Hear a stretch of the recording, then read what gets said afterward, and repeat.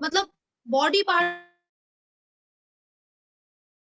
ना, उसकी body parts को मूव कराना कैसे, अपने जो लीव्स है उनकी हवा चलती है तो हिलती है ना, मूव होती है ना लीव्स, जो ब्रांचेस रहती हैं, तेज आंधी आ जाता है ऐसे ऐसे करके हिलती हैं, तो वो मूवमेंट नहीं है? बताओ मुझे। अपनी ग्रोथ कराते हैं तो वो मूवमेंट नहीं है। तो प्लांट जो है वो लोकोमोशन तो शो नहीं करते, लेकिन मूवमेंट शो करते हैं।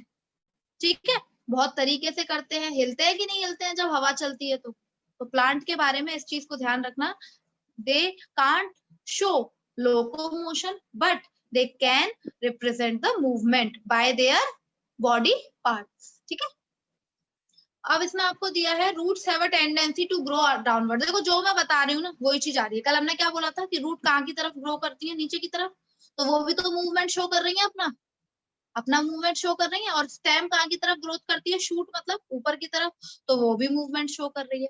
तेज हवा चलती है तो पत्तियां हिलती हैं, तो वो भी मूवमेंट शो कर रही है। हवा चलने पर ब्रांचेस हिलती हैं तो वो भी मूवमेंट शो कर रही है। तो ये याद रखना, प्लांट्स लोकोमोशन तो शो नहीं करते लेकिन मूवमेंट जरूर शो करते। ओके, और अगर हम नॉन लिविंग थिंग्स की बात करें तो बहुत सिंपल है। Non living things, non living things क्या खुद से कभी अपना मूवमेंट कर सकती हैं?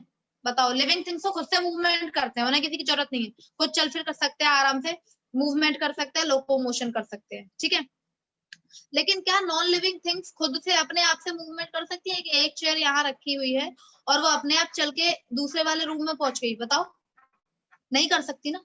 तो नॉन लिविंग थिंग खुद से अपने आप से अपना मूवमेंट नहीं करा सकती है, जैसे कि लिविंग थिंग्स करा लेते हैं। उनको अगर आपको मूव कराना है, उनके अंदर मूवमेंट लाना है, तो उसके लिए क्या करना पड़ेगा, हमें अपना एफर्ट डालना पड़ेगा। चेयर को एक रूम से दूसरे रूम में मूव कराना है तो उसके लिए हमें ही तो उठाना पड़ेगा उसे, दूसरा इंसान ही तो मूव करा सकता है उसको। क्या नॉन लिविंग थिंग्स खुद से अपना मूवमेंट करा सकती हैं? नहीं करा सकती। Keep this point in your mind that non living things can't move on their own, वो अपने आप से अपना मूवमेंट करा सकती है। तो this is the basic difference on the basis of movement. अब आगे का और देखते हैं, फिर उसके बाद एक्सप्रेशन वगैरह बचा है जो हमारी नेक्स्ट क्लास में होगा। एक आपका है रेस्पिरेशन। ठीक है, रेस्पिरेशन में देखते हैं क्या बोला जा रहा है। Living things need energy for various activities. अच्छा सुनो, चलो ठीक है समझ लो, हम अपने दिन में पूरे इतने काम करते हैं, करते नहीं करते हैं? बहुत काम करते हो आप लोग भी, सब करते हैं। ठीक है, उस काम को करने के लिए हमें एनर्जी चाहिए होती है। हमारी बॉडी काम नहीं कर पाएगी अगर हमारी बॉडी में एनर्जी नहीं होगी। और वो एनर्जी कहाँ से आती है? ऑब्वियसली फूड से, है ना। वो एनर्जी कहाँ से आती है? फूड से आती है। ठीक है, तो रेस्पिरेशन का मतलब क्या होता है? एक टर्म होता है ब्रीदिंग, ठीक है, और एक टर्म होता है रेस्पिरेशन। ठीक है, पहले मैं समझाती हूँ आपको कि ब्रीदिंग का मतलब क्या होता है। कुछ बच्चे पता है क्या बोलते हैं कि ब्रीदिंग और रेस्पिरेशन एक ही चीज है, लेकिन वो नहीं होता है ना। ब्रीदिंग क्या होता है? We need oxygen, that living things take in oxygen present in air. This process of taking in oxygen, देखो मैं बताऊँ आपको, हम जो खाना खाते हैं, है ना, इसको अच्छे से समझना, बहुत अच्छे से। ठीक है, हम जो खाना खाते हैं हम उसी से तो एनर्जी लेते हैं।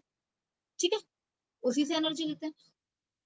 उस खाने से बॉडी के अंदर एनर्जी कौन निकालता है?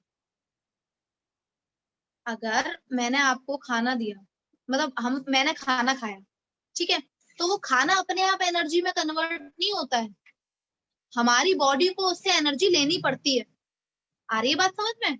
खाना अपने आप ये नहीं कि हमने खाना खाया और अंदर जाते ही खाने ने एनर्जी ऐसे दे दी अपने आप, नहीं, उस खाने से एनर्जी लेनी पड़ती है बॉडी को। खाना अपने आप एनर्जी नहीं देता है, खाने से एनर्जी लेनी पड़ती है। तो कौन लेता है? सेल्स लेती है। हमारी बॉडी सेल्स की बनी हुई है ना, सबसे पहला पॉइंट पढ़ा था हमने कि नॉन लिविंग थिंग्स की सभी की बॉडी सेल्स से बनी हुई होती है। तो हमारी बॉडी में जो सेल्स होती हैं उनका काम क्या होता है कि हम जो खाना खाएंगे वो खाने से क्या निकालेंगी? एनर्जी निकालेंगे। ठीक है कि नहीं? वो उस खाने से एनर्जी निकालेंगे, बट उन सेल्स को खाने से एनर्जी निकालने के लिए एक चीज की जरूरत होती है। जैसे मान के चलो, हाँ मैं आपको एक बेस्ट एग्जांपल देती हूँ। मैं आपको पढ़ा रही हूँ, है ना, मैं आपको पढ़ा सकती हूँ, कोई इशू नहीं है। ठीक है, मैं आपको पढ़ा भी रही हूँ डेली। ठीक है, आप लोग बुक खरीद के लाते हो, है ना, बुक वगैरह खरीद के लाते हो, आप उस बुक से क्या लेते हो, नॉलेज लेते हो।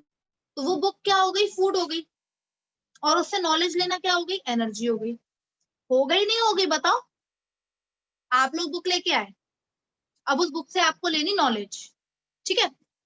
वो नॉलेज आप कैसे लोगे, वो नॉलेज की आपको जरूरत है, लोगे ना, या तभी तो पढ़ाई कर रहे हो नॉलेज लेने के लिए, ठीक है। वो नॉलेज एनर्जी है। अब बात बताओ, उस बुक से उस नॉलेज को बाहर निकालने में आपकी हेल्प कौन करेगा, मैं ही तो करूंगी। उस जो बुक साइंस की लेके आए हो उसके अंदर से नॉलेज निकालने में आपके लिए आपकी हेल्प कौन करेगा, मैं करूंगी, ठीक है। ऐसे ही सेल है, खाने के अंदर से एनर्जी कौन निकालता है, सेल निकालती है। लेकिन मैंने क्या बोला, मैं आपको नॉलेज तो दे दूंगी, लेकिन मुझे भी एक चीज चाहिए, तभी जाकर मैं आपको बुक के अंदर से नॉलेज निकाल के दे पाऊंगी। क्या चाहिए, मुझे भी तो वो बुक चाहिए जो बुक आप पढ़ रहे हो, चाहिए या नहीं चाहिए। अगर मेरे पास वो बुक नहीं होगी, ठीक है, तो क्या मैं बिना बुक के आपको बता दूंगी, सारा उल्टा पुल्टा हो जाएगा ना। ऐसे ही सेल्स जो है वो भी फूड से एनर्जी निकालती है, लेकिन फूड से एनर्जी निकालने के लिए उन्हें एक चीज की जरूरत होती है, किसकी, ऑक्सीजन की। आई बात समझ, किसकी जरूरत होती है, ऑक्सीजन की। वो फूड से एनर्जी तभी निकाल पाएंगी जब उनके पास ऑक्सीजन प्रेजेंट होगी। आ रही है बात समझ में कि नहीं आ रही है। फूड से एनर्जी निकालने के लिए सेल्स के पास ऑक्सीजन का होना बहुत जरूरी है, अदरवाइज सेल्स फूड से एनर्जी नहीं निकाल पाएंगे, ठीक है। अब देखो, अब वो ऑक्सीजन कहाँ से आती है, तो पूरे दिन सांस लेते हो नहीं लेते हो, बताओ, क्या काम करते हो, एयर से ऑक्सीजन को अंदर ही लेके जाते हो ना। आई बात समझ, एयर में जो ऑक्सीजन होती है उसको आप इनहेल करते हो ना, बॉडी के अंदर लेके जाते हो ना। तो ऑक्सीजन को एयर से बाहर और अपनी बॉडी के अंदर लेके जाने के प्रोसेस को बोलते हैं ब्रीदिंग। ब्रीदिंग मतलब सांस लेना। आई बात समझ की नहीं आई। ब्रीदिंग का मतलब क्या होता है, ऑक्सीजन को इनहेल करना, बाहर एयर से ऑक्सीजन लेकर अपनी बॉडी में पहुंचाना, that is called breathing. Breathing clear हो गया होगा। अब हम देखते हैं कि रेस्पिरेशन क्या है भाई, रेस्पिरेशन देखते हैं क्या है। This oxygen is used to break down complex food substances into simpler substances like carbon dioxide and water and releases energy. This is the process of taking in oxygen and its oxidation or to release energy. अब सुनो मेरी बात को, आप लोग क्या लेके गए, अभी मैंने आपको बताया था ना कि सेल्स को एनर्जी निकालने के लिए ऑक्सीजन चाहिए। तो आप ऑक्सीजन लेके जा रहे हो ना सांस के थ्रू, अपनी लेके जा रहे हो नहीं जा रहे हो, तो ऑक्सीजन आपकी बॉडी में जा रही है। वो ऑक्सीजन कौन ले रहा है, आपकी सेल्स ले रही है। अब आपने क्या खाया, खाना, क्या खाया आपने, खाना खा लिया, ठीक है। जब आपने खाना खाया तो वो खाना पहुंचेगा अंदर, ठीक है। सांस के थ्रू आपने ऑक्सीजन पहले ही पहुंचा दी है, पहुंचा दिए नहीं पहुंचा दिए। अब उस ऑक्सीजन की रिएक्शन जो ऑक्सीजन सेल्स के पास है, उस ऑक्सीजन की रिएक्शन होगी फूड से। आई बात समझ, उस ऑक्सीजन की रिएक्शन किससे होगी, फूड से। जो भी आप खाना खाते हो उस ऑक्सीजन की रिएक्शन फूड से होगी। अब क्या होगा पता है, वो ऑक्सीजन क्या काम करेगी, आपको यही तो रीजन जानना था कि ऑक्सीजन की जरूरत क्यों है। वो ऑक्सीजन जैसे ही फूड के साथ रिएक्शन करेगी, वो उस फूड का दो चीजें बना देगी, वो उस फूड की दो चीजें बना देगी। एक तो बना देगी कार्बन डाइऑक्साइड, जिसे हम वेस्ट बोलते हैं और बाहर निकाल देते हैं, ठीक है। उस फूड से ऑक्सीजन रिएक्ट करके दो चीजें बनाएगी, एक होगी आपकी कार्बन डाइऑक्साइड और दूसरा होगा आपका वाटर, ठीक है। और साथ की साथ क्या रिलीज होगी, एनर्जी, जिस एनर्जी को आपकी बॉडी यूज करेगी। आई बात समझ, आई एम रिपीटिंग अगेन। आपने खाना खाया और आपकी बॉडी में जो ऑक्सीजन थी सेल्स के पास, उस ऑक्सीजन ने खाने के साथ रिएक्शन की और रिएक्शन करके दो चीजें बनाई, क्या, carbon dioxide and water, okay. और इन दोनों चीजों को बनाने के साथ साथ ही उसने एक चीज और रिलीज की, जिसका नाम है एनर्जी। साथ में क्या रिलीज की उसने, एनर्जी रिलीज की। अब उसी एनर्जी को हम यूज करेंगे और जो कार्बन डाइऑक्साइड बनी है उसको बॉडी के बाहर निकालेंगे, ठीक है। तो ये जो प्रोसेस है, कौन सा प्रोसेस, हम जो खाना खाते हैं उस खाने से क्या लेना, एनर्जी निकालना, इस प्रोसेस को रेस्पिरेशन बोलते हैं। आई बात समझ? जो खाना हम खाते हैं उस खाने से क्या लेना, क्या ऑब्टेन करना, एनर्जी ऑब्टेन करना।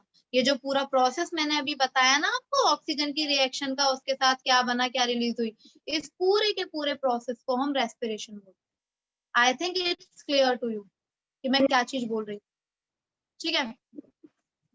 अब देखो, ये दोनों में अलग अलग होता है। एनिमल्स के अंदर रेस्पिरेशन अलग तरीके से होता है और प्लांट्स के अंदर रेस्पिरेशन डिफरेंट तरीके से होता है। जैसे इन एनिमल्स में दिया है आपको, humans breathe in air through the nostrils into the lungs.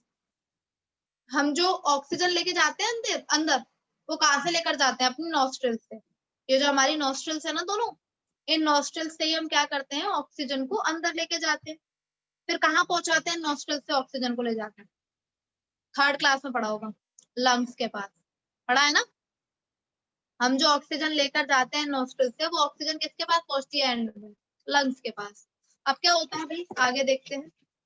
Living in water like fish have gills to separate the dissolved oxygen from water. अब ये बोल रहा है कि जो लोग पानी में रहते हैं, अब ये तो हमारा हो गया कि हम कहाँ पहुंचाते हैं ऑक्सीजन को, पहले लंग्स के पास, फिर लंग्स से ब्लड वेसल्स, ब्लड जुड़े हुए होते हैं, ब्लड वेसल्स जिनमें ब्लड फ्लो हो रहा है, वो ब्लड सारी जगह ले जाता है उसे, ऑक्सीजन को। और जो पानी के अंदर रहती हैं फिश वगैरह, वो किसके थ्रू ऑक्सीजन लेके जाती हैं अंदर, हम नोस्ट्रिल्स के थ्रू लेके जाते हैं। और वो पानी के अंदर वाली ऑक्सीजन किसके थ्रू लेके जाती हैं, और कहाँ पहुंचती है, गिल्स। जो हमारे लंग्स होते हैं वो इन एक्वेटिक एनिमल्स के गिल्स होते हैं। हम सांस किसके थ्रू लेते हैं, हमारी जो ऑक्सीजन जो होती है वो किसके पास जाती है, लंग्स के पास। इनकी जो ऑक्सीजन होती है वो किसके पास जाती है, गिल्स के पास, ठीक है। जो एक्वेटिक एनिमल्स है उनकी बात कर रही हूँ। Animals like earthworm breathe through their body surface while insects through spiracles present on their body. देखो मैंने इंसानों का बता दिया कि वो किसके थ्रू लेते हैं सांस, लंग्स के थ्रू, उनकी ऑक्सीजन लंग्स के पास जाती है। एक्वेटिक एनिमल्स की गिल्स के थ्रू सांस लेते हैं वो, है ना। और एनिमल्स जो अर्थवर्म दिया है, अर्थवर्म का नाम सुना है आपने, केचुआ होता है, ठीक है ना, कुछ ऐसे ही होता है। अर्थवर्म जो होता है, अर्थवर्म किसके थ्रू सांस लेता है, अपनी स्किन के थ्रू। आई बात समझ? अर्थवर्म किस बॉडी पार्ट के थ्रू सांस लेता है बेटा, ब्रीथ करता है वो स्किन के थ्रू। और जो इंसेक्ट होते हैं जैसे कि कॉकरोच, है ना, बटरफ्लाई, ये जो इंसेक्ट होते हैं ये किसके थ्रू ब्रीथ करते हैं, इनकी बॉडी में स्पिरेकल्स होते हैं, छोटे छोटे छेद होते हैं इनकी बॉडी के ऊपर, स्पिरेकल्स, उन्हीं के थ्रू ये क्या करते हैं, ये ब्रीथ करते हैं, ठीक है। तो ये आपको डिफरेंट ब्रीदिंग ऑर्गन्स दिए थे। आई बात समझ? मैं आपसे पूछ सकती हूँ, what is the breathing organ of insects, तो आपको बोलना है स्पिरेकल्स। What is the breathing organ of aquatic animals? Then you have to say that gills. What is the breathing organ of human beings? So that you have to say that lungs. Breathing organ का मतलब वो organ जो सांस लेने में help करता है आपकी, है ना। हमारे अंदर गिल्स नहीं होती है, हमारे अंदर लंग्स होते हैं, एक्वेटिक एनिमल्स के अंदर गिल्स। तो एनिमल्स का तो मैंने आपको बता ही दिया। अब इन प्लांट्स और दिया है, इसे समझ लो। प्लांट जो होता है इसके अंदर the plants gate oxygen from the environment and return carbon dioxide and water vapour into it. जब वो रेस्पिरेशन का प्रोसेस करता है ना प्लांट, चाहे कोई भी लिविंग ऑर्गेनिज्म हो, चाहे वो प्लांट हो चाहे वो ह्यूमन बीइंग हो, जब उसे अपने फूड से एनर्जी लेनी होगी तो उसको ऑक्सीजन की जरूरत होगी ही होगी। बात समझ में आ रही है? तो प्लांट भी जब खाना खाता है, अपना खाने से एनर्जी निकालता है, तो उसे भी ऑक्सीजन लेके जानी पड़ती है अंदर। जबकि आपने क्या सुना है अभी तक, प्लांट कार्बन डाइऑक्साइड लेके जाते हैं, यही तो सुना है, इनहेल करते हैं और ऑक्सीजन बाहर निकालते हैं। वो तब करते हैं जब वो खाना बनाते हैं। आई बात समझ? कार्बन डाइऑक्साइड को इनहेल और ऑक्सीजन को बाहर वो तब निकालते हैं जब वो खाना बनाते हैं। लेकिन जब वो उस खाने से एनर्जी लेते हैं अपने लिए, तब उनको ऑक्सीजन इन करनी पड़ती है। तो फिर जब वो खाना जो है वो खा रहे हैं, वो ऑक्सीजन से रिएक्शन करता है, तो वही कार्बन डाइऑक्साइड बनाता है। कार्बन डाइऑक्साइड को वो बाहर एनवायरनमेंट में दे देते हैं, जैसे कि हम देते हैं, बाहर एयर में दे देते हैं, ठीक है। और साथ के साथ जो एनर्जी प्रोड्यूस होती है उसे वो खुद यूज कर लेते हैं, ठीक है। तो इस generally plants do not have any organ. Plant के पास लंग्स नहीं होते, ना गिल्स होती, कुछ नहीं होता प्लांट के पास। तो उनका ब्रीदिंग ऑर्गन क्या है, वो किसके थ्रू गैस को अंदर बाहर करते हैं, स्टोमेटा, ठीक है। याद रखना, जो स्टोमेटा मतलब जो पढ़ा है ना अपने, लीव्स के सरफेस पर छोटे छोटे छेद होते हैं, उनको स्टोमेटा बोलते हैं। तो स्टोमेटा के थ्रू ही वो कार्बन डाइऑक्साइड को बाहर भेजते हैं और ऑक्सीजन को अंदर लेके आते हैं। कब? जब रेस्पिरेशन का प्रोसेस करते हैं, और जब फोटोसिंथेसिस का प्रोसेस करते हैं तो इसका उल्टा भी वो स्टोमेटा से करते हैं। ठीक है। एक्वाटिक प्लांट्स जो है आपको वो भी अपनी बॉडी सरफेस का यूज करते हैं। और एक चीज और, नॉन लिविंग थिंग्स ना तो ब्रीदिंग करते हैं और ना ही रेस्पिरेशन। ठीक है, ना तो सांस लेते हैं और ना ही वो खाना खाते हैं जो एनर्जी की जरूरत हो। ठीक है, ये ध्यान रखना। और ये जो होमवर्क है वो आज आ जाना चाहिए। आई बात समझ? वरना फिर मैं क्लास नहीं अटेंड करने दूंगी नेक्स्ट। ठीक है, तो याद रखना, ब्रीदिंग ऑर्गन समझ लिए। प्लांट के पास कोई ब्रीदिंग ऑर्गन नहीं होता, लंग्स वगैरह। वो स्टोमेटा के थ्रू अपनी गैसेस को एक्सचेंज करता है, कार्बन डाइऑक्साइड को बाहर भेजता है, ऑक्सीजन को अंदर लेता है रेस्पिरेशन में। और जो फोटोसिंथेसिस के टाइम पर है तभी कार्बन डाइऑक्साइड को अंदर लेके जाता है स्टोमेटा से, और ऑक्सीजन को बाहर निकालता है स्टोमेटा से ही। ठीक है, ये आप ध्यान रखिए इस चीज को। ठीक है ना। एंड रिवाइज द चैप्टर, इसको मत भूल जाना, रिवाइज कर लेना, बहुत बड़ा चैप्टर है ना। अगली क्लास में आपका नेक्स्ट जो होगी वो उसमें फिनिश हो जाएगा, बट होमवर्क हो जाना चाहिए। और इस पेज पर जो एक्सरसाइज दी है ना वो अपने आप से फिल करने का ट्राई करना। ठीक है, कर सकते हो आप लोग, इतने छोटे थोड़ी हो। जहां पर मैंने टॉपिक खत्म किया है वहीं पर एक्सरसाइज दी है ना। ठीक है, उसे फिल करोगे आप। चलो थोड़ा सा और पढ़ा देते हैं क्योंकि अभी क्लास बची हुई है। ठीक है, थोड़ा सा और देख लो क्योंकि आपकी क्लास थोड़ा लेट स्टार्ट हुई थी ना। जैसे एक्सक्रीशन दिया है, एक्सक्रीशन का मतलब जानते हो क्या होता है? एक्सक्रीशन का मतलब होता है बॉडी का वेस्ट बाहर निकालना। जैसे रेस्पिरेशन का मतलब होता है फूड से एनर्जी निकालना, वैसे ही एक्सक्रीशन का मतलब होता है बॉडी का वेस्ट बॉडी से बाहर निकालना। ठीक है, तो बहुत सिंपल सी बात बोल रही हूँ मैं, लिविंग थिंग्स तो ये काम करते हैं ना, हम सब कर रहे हैं, बॉडी का वेस्ट बाहर निकाल रहे हैं। क्या नॉन लिविंग थिंग ये काम करते हैं? नहीं करते। ठीक है, जैसे आपको दिया है, all living organisms excrete, the process of eliminating waste from the body is called excretion।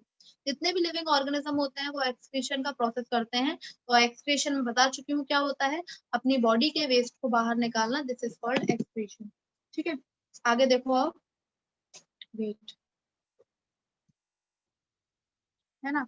अब आगे आपको इसमें क्या दिया है बेटा, देखिए, living things produce waste chemical that need to be removed so that they do not build up poison in their body।